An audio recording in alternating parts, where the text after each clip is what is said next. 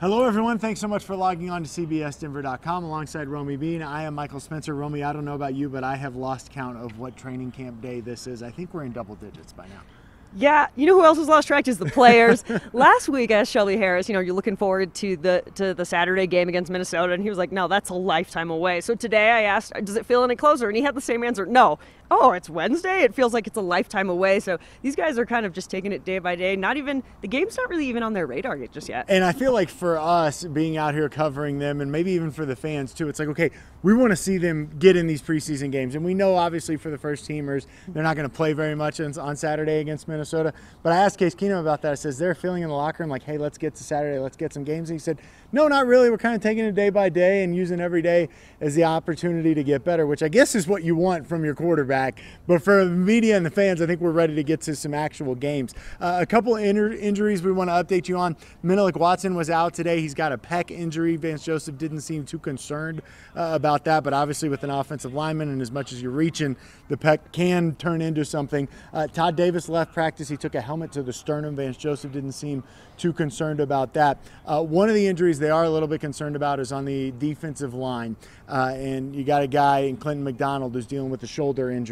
It's the same shoulder he was dealing with in the offseason, so that could obviously be an issue. The one thing that's nice about that is they've got a lot of depth at that defensive line spot. Yeah, and he actually wasn't in yesterday afternoon's walkthrough. He went to see a doctor, kind of this lingering issue. But he's also a guy that you're kind of getting antsy you want to see out there because he's coming here as an older player, but seems to, Brandon Marshall's talking about, a lot of guys talking about him, want to see what he can contribute on the field. Probably have to wait a little bit on him. Now, you mentioned the vet day off. Demarius Thomas didn't practice. Emmanuel Sanders did not practice. Von Miller, Derek Wolfe, some of those guys didn't practice. And one guy who really enjoyed the day off was Darian Stewart. Yeah, because you never know, are they bored? But Darian Stewart was saying this many years in now, he really appreciates the day off. His body appreciates the day off, which then I always think about, it was alumni day here. You see Steve Atwater, Rod Smith. Those guys there was no such thing as a vet's day off. But in this day and age, Darian was saying it helps with the body so much, and with the game on Saturday, even just helps him kind of get ready, even though he's not going to be playing that much on Saturday. And of course, for those guys being off, somebody has to step up and fill in. And obviously for the receivers, it was Cortland Sutton and Deshaun Hamilton.